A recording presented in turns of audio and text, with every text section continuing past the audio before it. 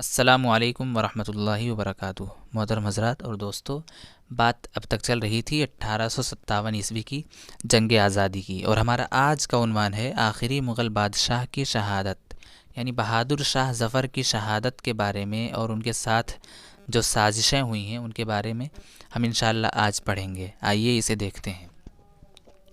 آخری مغل بادشاہ کی شہادت۔ بہادر شاہ ظفر مغلیہ حکومت کا آخری بادشاہ تھا، نیک، رحم دل، شاعر اور انسان دوست، جو ہندوؤں اور مسلمانوں کو اپنی دو آنکھیں بتایا کرتا تھا۔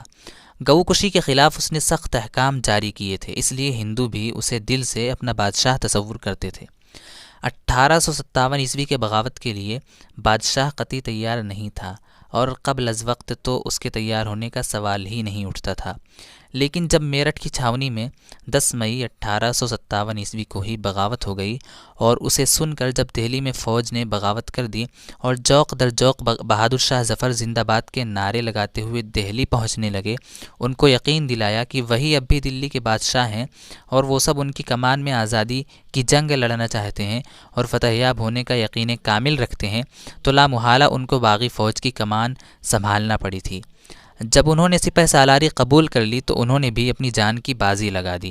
اپنی رعایا سے ان کو بے حد محبت تھی، اور ساتھ ہی ان کو خوف خدا بھی تھا۔ ہر مصیبت میں وہ خدا کو یاد کرنا نہ بھولتے تھے۔ خدا کو سجدہ کرتے ہوئے وہ کہتے تھے، دشمن از ہر طرف ہجوم آورد، یا علی ولی برائے خدا، فوج غیبی پے مدد بے فرست، از تو خواہد ہمی ظفر بدعا۔ یعنی یہ فارسی اشعار ہیں، اور ان کا مطلب ہے دشمن ہر طرف سے بھیڑ لے آیا ہے، اور ایک بہت بڑی تعداد، ایک بہت بڑا لشکر لے آیا ہے۔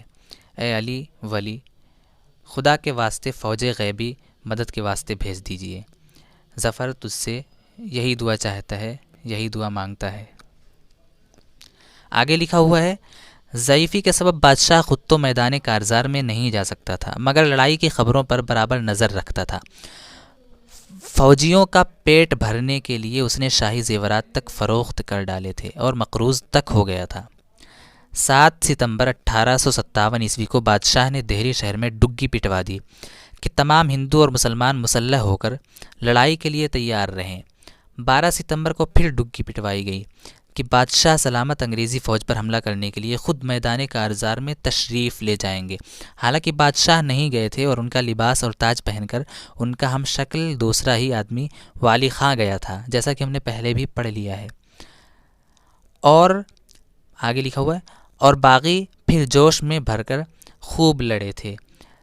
یہ دوسرا آدمی شہید والی خاں تھا۔ اب اگلا عنوان ہے قلعے میں سازش کا دور۔ قلعے میں کس کس طرح کی سازشیں ہوئی ہیں آپ کو سن کر حیرت ہوگی۔ آئیے اسے دیکھتے ہیں۔ بادشاہ نے، جس کی پیدائش 1774 عیسوی میں ہوئی تھی، سن رسیدہ ہو کر زینت محل سے شادی کی تھی۔ اس حسینہ نے بادشاہ ظفر کے دل و دماغ پر کچھ اپنا ایسا سکہ جما رکھا تھا کہ وہ اگر کوئی بات جھوٹ بھی کہہ دیتی تو بادشاہ اسے سچ سمجھ لیتا تھا۔ زینت محل کے دماغ پر حکیم حسن اللہ خاں اور مرزا الہی بخش چھائے ہوئے تھے۔ یوں کہنا چاہیے کہ وہ ان دو سازشی ذہن رکھنے والوں کے ہاتھوں کی کٹھ پتلی بنی ہوئی تھی۔ وہ بادشاہ کے کان بھرتی رہتی تھی۔ وہ اپنے بیٹے جمع بخت کو بادشاہ کا ولی عہد بنانا چاہتی تھی، اور دن رات اسی کوشش میں لگی رہتی تھی۔ وہ خوب اچھی طرح جانتی تھی کہ اگر اس کا بیٹا تخت نشین نہ ہوا تو بادشاہ کی وفات کے بعد اس کی حالت ابتر ہو جائے گی، اسی لیے وہ انگریزوں کے پٹھوؤں کو خوش کرنے میں لگی رہتی تھی۔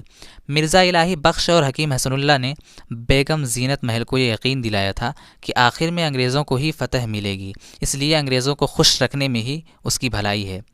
مرزا الہی بخش اپنے داماد فخر الدین کو بادشاہ کا جانشین بنانا چاہتا تھا۔ جب اس کی دفعتاً موت ہو گئی تو مرزا الہی بخش نے زینت محل کو ہی اس کی موت کا ذمہ دار ٹھہرایا تھا، اور اس لیے وہ ہر طرح سے اس سے اور بادشاہ سے بدلہ لے رہا تھا۔ اس نے ہی اسے انگریزوں کا گرویدہ بنا دیا تھا، اور میجر ہڈسن کو اس سے بھاری رشوت بھی دلائی تھی۔ شہزادے سب اپنے عیش و آرام میں مست رہتے تھے، وہ بزدل بھی تھے۔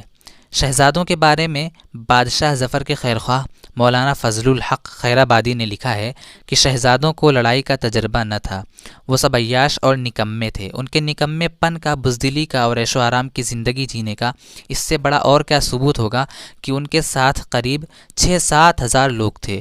ان کے پاس تلواریں اور بندوقیں بھی تھیں۔ وہ ہمایوں کے مقبرے میں محفوظ بھی تھے، پھر بھی انہوں نے صرف 100 مسلح انگریزوں کے سامنے اپنے ہتھیار ڈال دیے تھے، پھر بھی انہوں نے صرف اپنے آپ کو بلا شرط ان کے سپرد کر دیا تھا۔